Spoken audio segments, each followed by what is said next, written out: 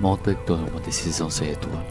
Nada em seu momento desafiou Beth, sua superior, e virou para lança-chamas contra ele. Beth sabia o que ia acontecer, e ainda assim, não recuou. Como única frase, nós nunca queimamos direito. Montag aciona o fogo. Em segundos, Beth deixa de ser um homem e se torna cinzas, sem forma, sem humanidade. O que era antes um símbolo de opressão, agora vira um ato de revolta. Agora, Montag não é mais apenas um bombeiro desertor. Ele é o inimigo do sistema. Fugir é a sua única opção. Mas as ruas são um labirinto e os caçadores já estão à espreita. O caçador virou a caça.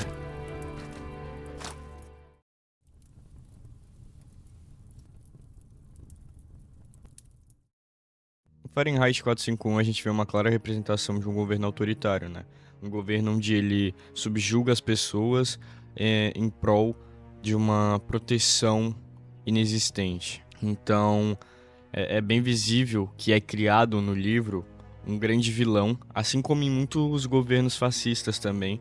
Então é colocado um grande vilão como centro de todos os problemas, e tal vilão foi deixado, pelo menos no livro, como os livros, né?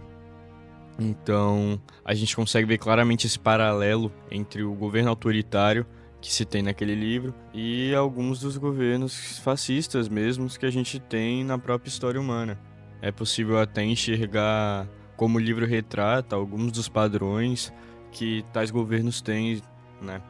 Então, ali na questão do livro, de tornar o livro um inimigo comum, de abafar casos como os de guerra, então é bem visível o paralelo que o autor cria. E assim tornando os livros o inimigo comum, o principal inimigo, o governo consegue então controlar a população de uma vez por todas, né, de certa forma. Porque todo o conteúdo agora exibido tem um toque governamental por trás e uma razão extra ideológica, né? Uma razão de controle populacional mesmo para ideias e padrões que sigam o modelo do governo que está sendo implementado durante o livro. A obra traz uma ideia política que podemos chamar de atemporal, ideias extremistas que vivenciamos nos dias atuais e que são visivelmente semelhantes ao texto. Discurso de ódios contra a minoria, conflitos mundiais e até mesmo ditaduras já vivenciadas anos atrás. Tudo isso é abordado no livro de uma forma que nos faz refletir sobre as atitudes do mundo atual e do governo responsável pela propagação dessas informações. No caso da ditadura, o governo controla o que você pode ou não saber e ter acesso, e isso é muito bem retratado no livro Fahrenheit 451.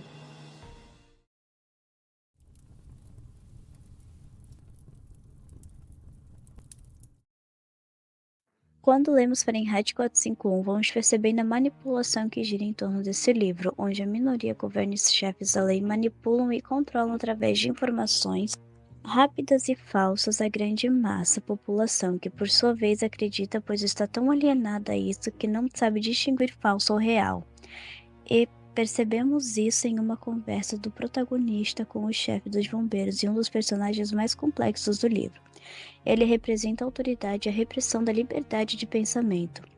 Tem um vasto conhecimento literário e cita autores como Shakespeare e Hamlet, e destaca como suas obras foram distorcidas com o tempo e que seus livros só fazem as pessoas sentirem coisas que não querem sentir. Então queime tudo que não os agrada.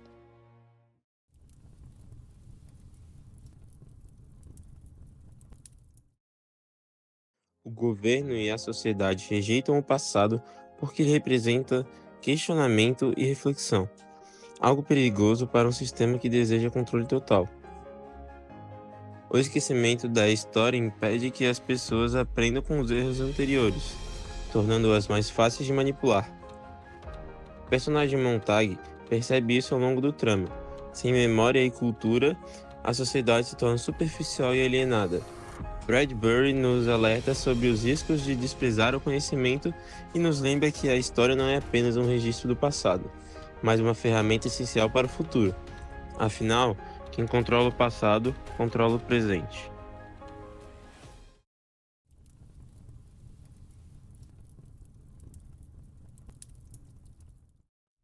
Essa alienação histórica não apenas apaga a identidade coletiva, mas também transforma as relações humanas. Sem referências culturais e sem um senso de pertencimento, a sociedade se torna fria e individualista.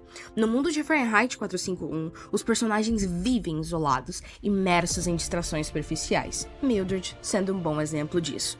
Sua vida é vazia, sustentada por um ciclo de entretenimento, sem significado e pílulas que a mantém dormente diante da realidade. Esse distanciamento não é apenas ficção. No mundo real, o excesso de informação descartável e o ritmo acelerado da vida moderna geram um efeito semelhante. As interações se tornam passageiras, os vínculos frágeis e o pensamento crítico é substituído pelo imediatismo. Assim, não apenas perdemos nossa história, perdemos também nossa humanidade.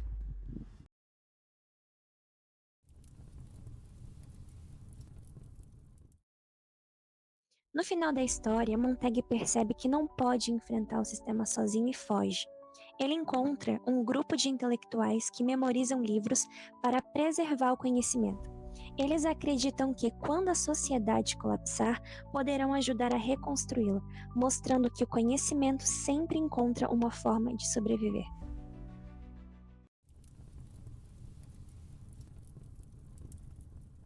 Antes de falar sobre ela, vamos pensar um pouco no que acontece em Fahrenheit 451. No livro, as pessoas foram se desinteressando aos poucos pelos livros e começaram a consumir resumos cada vez menores, até que ler se tornou algo totalmente inútil para eles. Tudo precisava ser rápido e fácil de consumir e de se digerir. E agora, olhamos para o nosso mundo. Estamos seguindo por um caminho muito semelhante. Cada vez mais consumimos vídeos curtos, resumos de resumos, informações muito superficiais.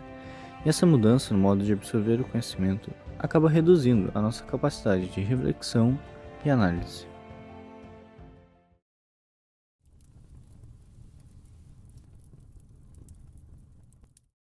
Nesse cenário, a tecnologia exerce um papel crucial.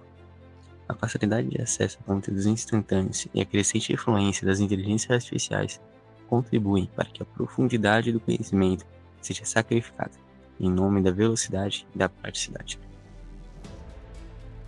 Hoje, a IA escreve textos, recomenda que assistimos e decide o que consumimos. Será que estamos realmente pensando ou apenas seguindo o roteiro? Essa reflexão nos convida a repensar nosso modo de consumir informações ou buscar o equilíbrio entre a rapidez e a profundidade no conhecimento.